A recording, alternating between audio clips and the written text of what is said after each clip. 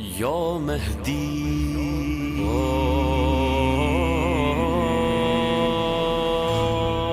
یا مهدی. اعوذ باللہ من الشیطان اللعین الرجیم. بسم اللہ الرحمن الرحیم. الحمد للہ رب العالمین والصلاة والسلام علی نبی الکریم وعلی آلہ الطیبین الطاہرین المعصومین المنتجبین ولعنۃ اللہ علی اعدائہم من الآن الی قیام یوم الدین. آمین یا رب العالمین. اما بعد فقد قال امام محمد التقی الجواد علیہ السلام: التواضع زینۃ الحسب والفصاح زینۃ الکلام والعدل زینۃ الایمان والسکینۃ زینۃ العبادہ والحفظ زینۃ الروایا. صدق اللہ العلی العظیم وصدق رسولہ النبی الکریم. حاضرین مجلس، صاحبان بزم، صاحبان عزا، فرش مجلس امام محمد تقی علیہ السلام، جو عمر میں تمام ائمہ معصومین علیہم السلام سے کم لیکن فضیلت اور کمالات بے انتہا ہیں. بہت سی روایتیں ہیں. آپ اندازہ لگائیں کہ امام محمد تقی علیہ السلام نے فرمایا ہے تواضع اور انکساری حسب اور نسب کا زینہ ہے. جس کے اندر تکبر غرور ختم ہو جائے، تواضع اور انکساری پیدا ہو جائے، تو یہی ایک حسب ہے اور نسب ہے. ہم اپنے حسب اور نسب پر بے پناہ فخر و مباحات کرتے ہیں. میرے دادا وہ تھے، میرے نسل وہ تھا، میرا خاندان وہ تھا، میرا حسب کیا ہے. پہلے یہ دیکھیں کہ اس کے اندر تکبر پایا جاتا ہے یا تواضع اور انکساری پائی جاتی ہے. اگر تواضع اور انکساری پائی جاتی ہے تو بہترین حسب، بہترین نسب ہے. یہ امام محمد تقی علیہ السلام نے فرمایا. فصاحت گفتگو کی زینت ہے. انسان لمبی چوڑی بات نہ کرے، فصاحت اور بلاغت کے ساتھ گفتگو کرے، یہ ایک بہترین زینت ہے. اور پھر امام نے فرمایا: العدل زینۃ الایمان، یعنی عادل ایمان کی زینت ہے. اگر انسان مومن ہے اور اپنے آپ کو ایماندار کہلاتا ہے تو اس کے اندر عدل آنا چاہیے. اپنی زندگی میں بھی عدل، گھروں میں، معاشرے، سوسائٹی میں عدل. اس لیے کہ ہم ایک عادل امام کے چاہنے والے ہیں جن کی ضربت بھی چلتی ہے تو عدل کی بنیاد پہ چلتی ہے. علی ابن ابی طالب اور ہمارے تمام ائمہ معصومین علیہ السلام. ہمارا خدا عادل ہے. جس کا خدا عادل نہ ہو وہ ظلم کرے، لیکن جس کا خدا عادل، جس کا نبی عادل، جس کا امام عادل اور جس کے رہبر قائد عادل ہیں تو ہم اس کی زندگی میں عدل آنا چاہیے. یہ ایمان کی زینت ہے. ایک ایک جملے پہ ایک ایک مجلس ہو سکتی ہے. سرچ کریں، گہرائیوں میں جائیں تو بہت عظیم دولت اور سرمایہ امام محمد تقی علیہ السلام نے ہمیں دیا ہے. اور عادل جو ہے وہ عقیدے کی بھی زینت ہے. ہر انسان یہ سوچتا ہے ارے میرا عقیدہ کیا ہے. ارے عقیدے کا معیار ہوتا ہے عدالت. انسان بیلنس لائف زندگی میں ہر طریقے کی عدالت پسندہ منصفانہ زندگی گزارے تو یہی عقیدہ بھی ہے اور یہی ایمان کی زینت بھی ہے. اور زینتیں تو قرآن مجید میں بھی کہا: البنان والبنون زینت الحیات الدنیا. مال، اولاد سب زندگی دنیا کی زینت ہے. یہ ساری کائنات کی زینت، زمین، آسمان، سورج، چاند، ستارے سب زینت. کلام زینت. پھر امام نے فرمایا سکون، اطمینان زینت، عبادت کی زینت ہے. اگر عبادت میں سکون اطمینان آ جائے، رفق اور سکینہ آ جائے تو یہ عبادت کی زینت بن جائے گی۔ ذکر علی نوادا زینوا مجالسکم بذکر علی بن ابی طالب، اپنی مجلسوں کو زینت دو علی بن ابی طالب کے ذکر سے۔ تو ہر چیز زینت ہے کائنات کی، یہ تمام روشنیاں، یہ ہوا، یہ آب و زمین، آسمان، سورج، چاند، ستارے، سب زینت ہیں۔ کبھی دل کی زینت، کبھی ہاتھ کی زینت، کبھی آنکھوں کی زینت، کبھی زبان کی زینت، ایک لمبی فہرست انسان اسے گنا نہیں سکتا۔ ساری زینتیں آتی ہیں دنیاوی زندگی کے لیے۔ دنیاوی زندگی زینت بنتی ہے مال اور بنون سے، مال اور بنون زینت بنتی ہیں حیات سے، حیات زینت بنتی ہے ذکر سے، اور ذکر بنتے ہیں ذکر علی نبادہ سے۔ یعنی کل کائنات کو زینت علی دیتے ہیں، علی کی زینت زینب، اپنے باپ کی زینت۔ تو زینت ایک عظیم سرمایہ ہے۔ اللہ تبارک و تعالیٰ دل کی زینت دے دے، آنکھوں کی زینت، عبادت کی زینت، ایمان کی زینت، عقیدے کی زینت، فصاحت کی زینت، نسب اور حسب کی زینت، تو پھر انسان کامیاب ہو گیا۔ تو امام محمد تقی علیہ السلام نے فرمایا ہے کہ المؤمن یحتاج الی ثلاثۃ خصال والتوفیق من اللہ عز وجل ووعد من نفسہ وقبول ممن ینصح۔ سب سے بڑی چیز ہے کہ مومن کی تین چیزوں کی ضرورت ہوتی ہے، ہمیں کسی کی کوئی ضرورت نہیں ہے، نہیں، ہر مومن ہے۔ مومن کی زینت کیا ہے؟ تو مومن کے تین چیزوں کی ضرورت پڑتی ہے۔ اگر انسان مومن ہے تو تین چیزوں کی ضرورت ہے۔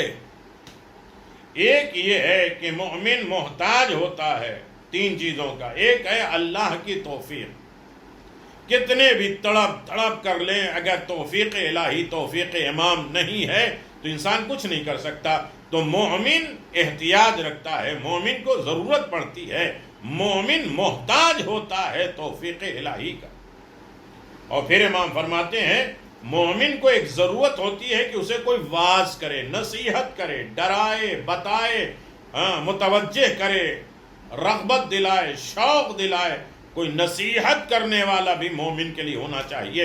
ہم کہتے ہیں نہیں، ہم اکیلے پیدا ہوئے ہیں اور اکیلے ہی چلے جائیں گے، ہمیں کسی کی ضرورت نہیں ہے، یہ ناممکن ہے۔ توفیق الہی کی بھی چاہیے، ایک واعظ و نصیحت کرنے والا بھی چاہیے۔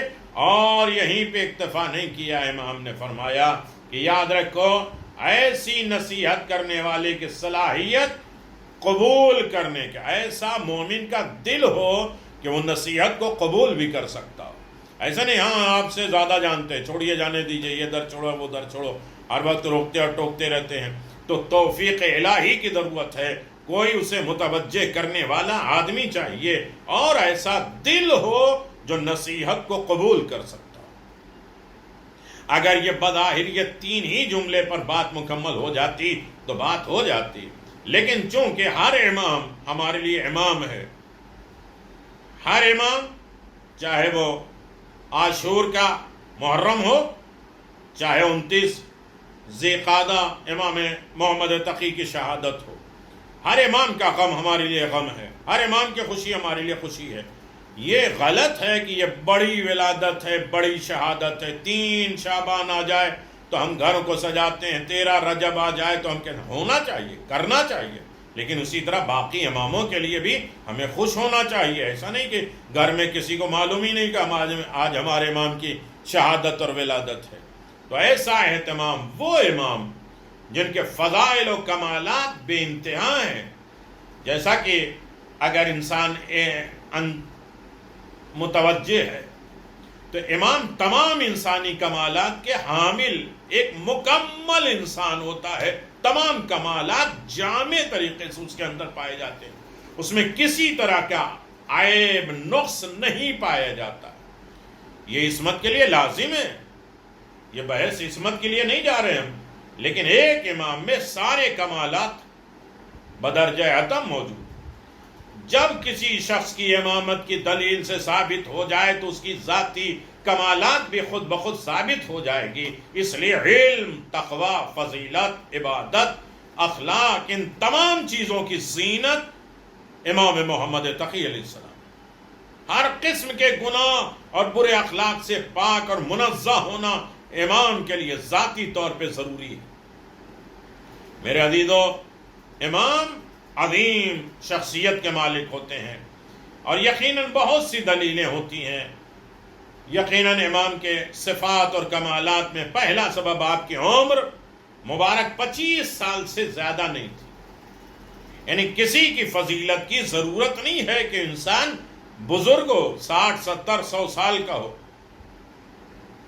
بہترین جملہ رسول خدا نے فرمایا، اکبر فضیلت نہیں ہے، فضیلت اکبر ہے۔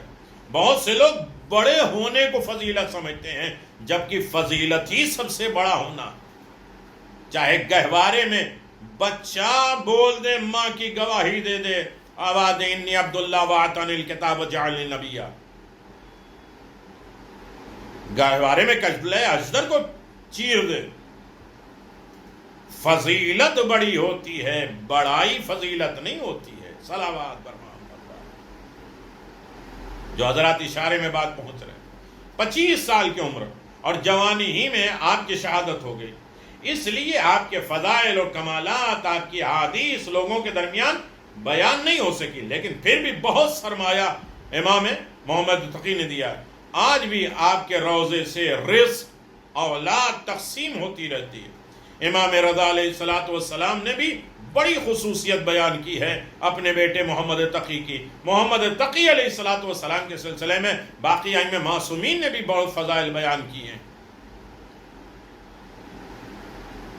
کم سنی میں منصب امامت پہ فائد ہو جانا، آپ 7 سال اور چند ماہ کی عمر میں منصب امامت پہ فائد ہو گئے۔ اس کم سنی میں بھی آپ کے اندر تمام دینی معلومات، تمام انسانی کمالات بدرجہ اتم پائے جاتے ہیں، لیکن کم سنی کی وجہ سے آپ کے ذاتی کمالات اکثر افراد کے یہاں تک آپ کے شیعوں کی نظروں سے بھی پوشیدہ ہے، جس کی وجہ اس زمانے کے بزرگ علماء کی زیادہ توجہ آپ کی طرف نہیں ہوئی۔ اگرچہ آہستہ آہستہ آپ کے فضائل و کمالات لوگوں کے سامنے آتے رہے اور آپ کے عقیدت مندوں میں اضافہ ہوتا گیا، لیکن افسوس کہ آپ کی شہادت ہو گئی اور آپ کی تعلیمات سے زیادہ فائدہ نہیں اٹھایا جا سکا۔ اس کے باوجود آپ کو جو تعلیمات پہنچی ہے، ہم تک جو پہنچی ہے، وہ آپ کے عقیدت مندوں کے لیے بہت مفید ہو سکتی ہے۔ جو بھی پہنچا ہے وہی ہمارے لیے بہت زیادہ فائدہ مند ہو سکتا ہے۔ شیخ مفید تحریر کرتے ہیں کہ امام ابو جعفر محمد تقی کی کمسنی کے باوجود آپ کے فضائل، کمالات، علم، حکمت، ادب، عقلی کمال کے بارے میں جب مأمون کو علم ہوا اور اس نے آپ کو اپنے زمانے کے تمام بزرگ علماء، دانشور سے بہتر پایا، تو آپ کا گرویدہ ہو گیا اور آپ کے ساتھ اپنی بیٹی ام فضل کا عقد کر لیا، مدینہ بھیج دیا۔ وہ ہمیشہ آپ کا ادب و احترام کرتا رہا۔ میرے عزیزو، محمد ابن علی ابن محمد موسیٰ علی علم، تقوی، زہد، جود و سخا میں اپنے والد کی سیرت پر عمل کرتے ہوئے مأمون نے آپ کے والد کی شہادت کے بعد آپ کو مدینے سے بغداد بلایا، آپ کا احترام کیا، جو کچھ بھی آپ کے والد کو عطا کیا تھا وہ سب آپ کو عطا کیا، اور اپنی بیٹی ام فضل کو آپ کی زوجیت میں دے دیا۔ وہ الگ بات ہے کہ سیاست کیا تھی، مقصد کیا تھا، ہنگامہ تھا۔ امام رضا علیہ السلام کی شہادت کے بعد لوگ اس حکومت کو امام کا مخالف سمجھنے لگے تھے۔ اس نے کم سنی میں امام محمد تقی علیہ السلام کی شادی اپنی بیٹی سے کر دی۔ جب مأمون نے اپنی بیٹی ام فضل کو امام جعفر محمد ابن علی کی زوجیت میں دینا چاہا تو اس کی خبر بنی عباس کے بزرگوں کو ہوئی، تو ان کو بہت گراں گزرا اور ان لوگوں کو خوف ہوا کہ کہیں ان کو بھی ولی عہد نہ بنا دیا جائے، جیسا کہ پہلے امام موسیٰ کاظم کو بنایا گیا۔ میرے عزیزو، اس میں سیاست کیا تھی، اس میں بازیگری کیا تھی، اور اس میں کن وجوہات سے تھے، لیکن فضائل و کمالات انتہا پہ، فضیلت پہ امام محمد تقی علیہ السلام کی بہت فضیلت ہے۔ اس ضمن میں اشرے چاہیے، عبادات اور اخلاق امام محمد تقی کی عمر مبارک اگرچہ بہت مختصر ہے، لیکن اپنے آباء و اجداد کی طرح توحید الہی، مبدا، معاد، ہماری ابتدا، ہماری انتہا، قیامت سے مربوط مسائل کے سلسلے میں آپ کی معرفت انتہائی عمیق تھی۔ آپ باطنی اعتبار سے کائنات عالم کی حقیقتوں کا مشاہدہ کرتے تھے، ان کا ایمان، یقین، الفاظ، ذہنی مفاہیم کی سطح سے کہیں بلند تھا۔ یہ بھی امامت کے آثار اس کے لوازمات میں سے ہیں۔ لہذا یہ کہا جا سکتا ہے کہ امام جواد محمد تقی خشوع، خضوع، عبادات، نماز، دعا، بہترین اخلاق سے آراستہ تھے، لیکن کاموں کے انجام دہی کے سلسلے میں اپنے آباء و اجداد کی طرح کوشاں تھے، محنت کرتے تھے، کوشش کرتے تھے، اگرچہ کم سنی کی وجہ سے آپ کی طرف لوگ توجہ نسبتاً کم دیتے تھے، اور آپ کے سلسلے میں بہت سے واقعات بچپنے میں وہ مسائل حل کر دیے ہیں امام نے کہ امامت کا ڈنکا بج گیا، اور لوگ قائل ہو گئے کہ امام کے گھر کے بچے بھی اسی اعتبار سے علم و کمال پر فائز ہیں اور یہاں رہتے ہیں، لوح محفوظ کا مطالعہ کرتے ہیں۔ شیخ مفید نے لکھا، جب امام جعفر محمد تقی اپنی زوجہ کے ساتھ بغداد سے مدینہ کی طرف روانہ ہوئے تو جب آپ کوفہ کے قریب پہنچے تو لوگوں نے آپ کا استقبال کیا۔ مغرب کے وقت آپ مسیب کے گھر پہنچے، صرف اشارے میں بات ہوگی اور بات تمام ہو جائے گی۔ مسیب کے گھر پہنچے، سواری سے اترے، مسجد گئے۔ مسجد کے صحن میں ایک درخت تھا جس میں پھل بالکل کبھی نہیں آتا تھا۔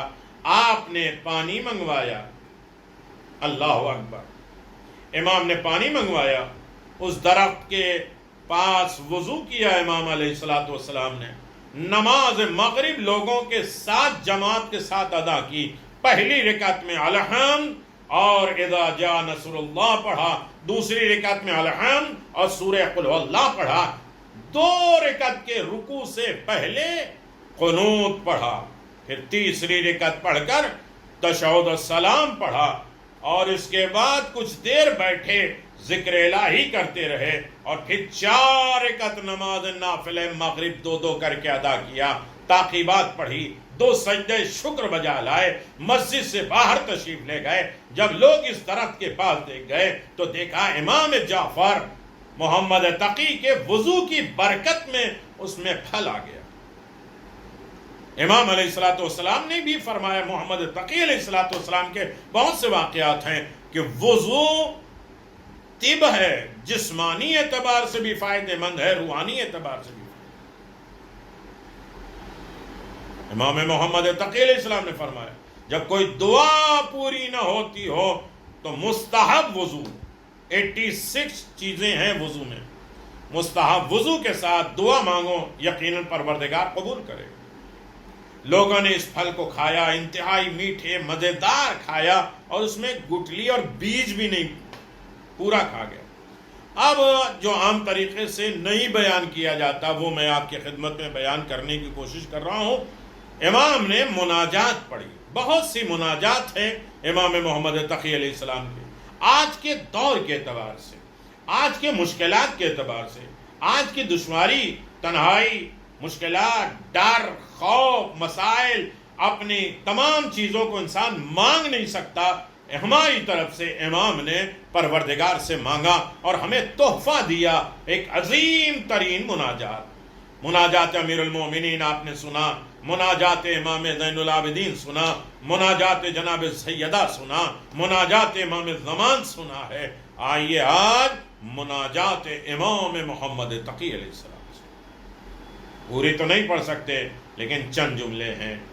اللہم ان ظلم عبادی قد تمکنوا فی بلادک، اس کے بعد امام نے پوری تعریفات کرنے کے بعد آواز دیا، اللہم یا رب لا یکشف ذالک الا سلطانک ولا یجیر منہ الا امتحانک، اللہم رب فابطل ظلم بت جبال الخشم واخمد سوق المنکر، عجل اللہم علیہ البیات وانزل علیہ مساد وعمت حیات المنکرات والعیوم المخوف یسوف المخوف. بہت عظیم ترین مناجات ہے. امام علیہ السلام بارگاہ رب العزت میں اعلان فرماتے ہیں، میں بات تمام کروں، بار الہ تیرے بندے کا ظلم دنیا میں چھا گیا. کتنی بڑی کہانی ایک جملے میں سمیٹ دیا امام محمد تقی علیہ السلام نے. تیرے بندوں کا ظلم دنیا پہ چھا گیا، عدل کا خاتمہ ہو گیا. اب ایک عادل کا انتظار تو ہے. راہ چارہ تدبیر بند ہو گئی ہے، حق مٹ گیا ہے، صداقت کو جھوٹ سے تعبیر کیا جا رہا ہے، نیکیوں پہ پردہ ڈالا جا رہا ہے، برائیاں سرعام انجام پا رہی ہیں، تقوی ختم ہو چکا ہے، ہدایت زائل ہو چکی ہے، خیر کو اس کی وجہ سے ہٹا دیا گیا ہے، فساد بڑھ رہے ہیں، دشمن میں اضافہ ہو رہی ہے اور دشمنی بھی بڑھ رہی ہے، دشمنوں میں اضافہ ہو رہا ہے، ظلم کے ہاتھ حد سے زیادہ بڑھ چکے ہیں. کون ہے جو اس جملے پر نہیں بول سکتا؟ ان تمام سینٹنس پہ کون ہے جو غور نہیں کر سکتا؟ کون ہے جو یہ حالات نہیں دیکھ رہا ہے؟ یہ مشکلات، یہ پریشانی کون نہیں دیکھا؟ اس کا درد امام محمد تقی علیہ السلام کے دل میں تھا. معبود اے میرے پروردگار، اس سے چھٹکارا صرف تیری قدرت حکومت کے ذریعے ہی حاصل ہو سکتا ہے. معبود ظلم و ستم کی رسیاں کاٹ دے، تنابیں کاٹ دے، برائیوں کی ترویج کو روک دے. میرے پروردگار برائیوں سے نفرت کرنے والے کو عزت دے دے. مسئلہ یہ ہے کہ برائی سے اگر کوئی نفرت کرے تو اسے اور ذلیل کر دیا جاتا ہے. تو برائیوں سے نفرت کرنے والے کو عزت دے دے، ظلم و جور کرنے والوں کی جڑیں کاٹ دے، ان کو ذلت اور رسوائی کا لباس پہنا دے، ان پر جلد از جلد عذاب نازل کر دے. یہ کون ہے؟ امام محمد تقی ہیں. ہماری ساری دعائیں ہمارے اعتبار سے ہمیں عطا کر رہے ہیں، ہمیں دے رہے ہیں. ان کو دوسروں کے لیے درس عبرت بنا دے. جن کے اوپر عذاب نازل ہو، لوگ اس سے درس لیں، محسوس کریں، برائیاں اور گناہوں کا خاتمہ کر دے، تاکہ خوف زدہ افراد امن اور امان میں محسوس کریں. ہر انسان کو یہ دعا پڑھنی چاہیے، بار بار پڑھنی چاہیے. اللہ اکبر. اور پریشان حال افراد کو راحت مل جائے. امام کہتے ہیں بھوکے سیر ہو سکیں، برباد ہونے والے کی حفاظت ہو سکے. زمانے نے برباد کیا، مشکلات نے، امتحانات نے برباد کر دیا، لوگ قوم بھی اسے دبا رہے ہیں، تو ان کی حفاظت ہو سکے.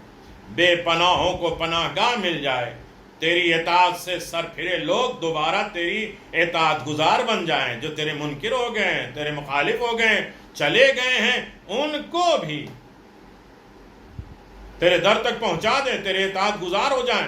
فقراء غنی ہو جائیں، پناہ مانگنے والوں کو پناہ مل جائے، بڑوں کا احترام ہو، بچوں پر رحم کیا جائے، مظلوم کو عزت ملے، ظالموں کو رسوائی ملے، غم زدہ افراد کا غم اور علم دور ہو جائے، مصیبتوں کے بادل چھٹ جائیں، پریشان حال افراد کو سکون مل جائے، اختلافات کا خاتمہ ہو جائے، علم کی ترقی ہو جائے، صلح سلامتی قائم ہو جائے، آپسی فاصلے کم ہو جائیں، ایمان مستحکم اور مضبوط ہو جائے، قرآن کی تلاوت کی جائے.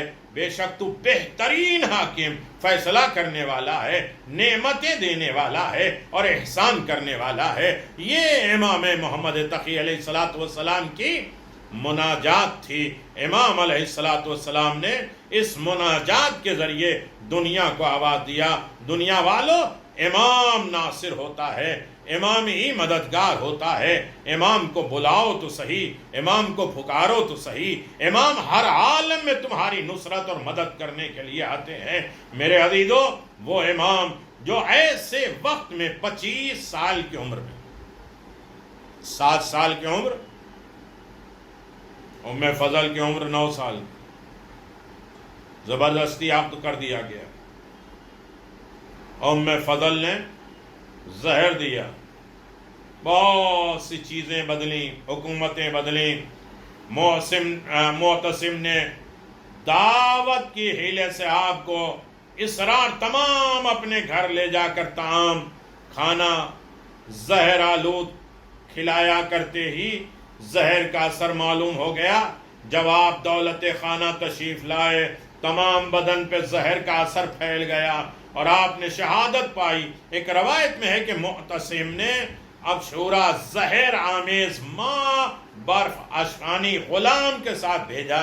ہر چند آپ نے حضر کیا بعد افطاری پیموں کا، مگر اس کو پینا پڑا. اتنا اصرار کیا کہ پیتے ہی زہر نے اپنا کام کیا. حضرت شہادت کے مرتبے پر فائز ہوئے. حدیث میں وارد ہے امام علی نقی اس وقت 7 برس 4 مہینے کے تھے. ہائے کون جائے، کیسے جائے. مدینے میں ہیں اور آپ اس طرح غربت کے عالم میں. بیٹا اعجاز امامت سے بغداد آیا، اپنے پدر بزرگوار کا غسل و کفن دے کر بغداد میں مقابر قریش میں امام موسیٰ کاظم کے پہلو میں دفن کیا، جو مقام اب بنا میں کاظمین مشہور ہے. اور پھر اسی روز مدینہ واپس آ گئے. حضرات یہاں تو محمد تقی کہ اتنے مصائب ہیں، اتنی فضیلت ہیں، کون بیان کر سکتا ہے. لیکن ہاں ہمارے 10ویں امام یتیم ہوئے ہیں. لیکن کیسے یتیم ہوئے ہیں میرے عزیزو، لیکن پھر بھی ہاں غیب سے آئے ہیں اور اپنے بابا کو غسل و کفن دیا. بڑے اہتمام کے ساتھ اپنے بابا کو ہزادار و دفن کیا. محمد تقی ان کے صاحبزادے امام علی نقی نے غسل دیا، کفن دیا، نماز پڑھی، دفن بھی کیا. مگر خیال کیجئے مظلوم بے کس کو امام حسین کے بعد شہادت حضرت کو دفن و کفن بھی نصیب نہ ہوا. کفن کہاں سے ہوتا، آپ کے جسد پاش ہو گئے تھے. بیویاں سروں سے چادریں تک تو ملائین اتار گئے تھے. دفن کون کرتا، سب لوگ تو مارے جا چکے تھے. ایک امام زین العابدین بچے تھے. اللہ اکبر. ان کو بھی ظالموں نے طوق اور زنجیر میں گرفتار کر کے اہل بیت رسول کو برہنہ اونٹوں پر بٹھا کے کربلا سے کوفہ. اے میرے عزیزو دربار ابن زیاد ایک جملہ اور بات تمام.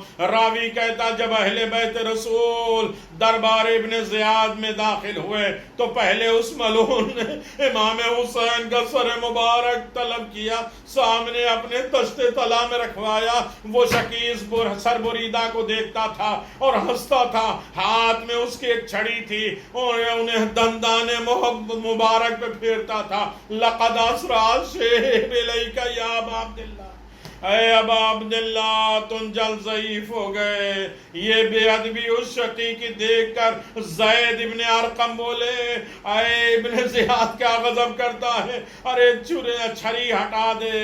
واللہ میں نے خود دیکھا ہے رسول خدا ان دانتوں کو ان لبوں پر بوسہ دیا کرتے. یہ کہہ کر بابا سے بلند رونے لگے اور لعین بولا اے زید تو روتا ہے، خدا تیری آنکھوں کو رلائے. اگر تو ضعیف نہ ہوتا تو عقل تیری زائل نہ ہوتی تو میں تجھے قتل کر دیتا. میرے عزیزو بڑے مسائل ہیں، لیکن ایک چیز امام محمد تقی کو کیا پسند ہے. ارے میرے عزیزو خانہ کعبہ ہے، مقام ابراہیم ہے، طواف خانہ کعبہ انجام ہو چکا، 2 رکعت نماز پڑھی جا چکی. امام علی رضا علیہ السلام نے کہا بیٹا چلو اٹھو. میرے عزیزو بہت بچپنے کے عالم میں امام محمد تقی نے سر اٹھایا تو آنکھوں میں آنسو. ایک مرتبہ امام رضا نے پوچھا بیٹا کیوں رو رہے ہو؟ کہا خانے خدا کو شکایت کر کے دے رہا ہوں اور آواز دے رہے میرے پروردگار. ارے وہ کون سے مصائب تھے کہ رسول خدا کے جاتی ساتھ میری دادی کو پڑھنا پڑا صبت علیہ مصائب لوانا. اس بچپنے میں بھی جناب سیدہ کی مصیبت کو محمد تقی یاد کر کے رویا کرتے تھے.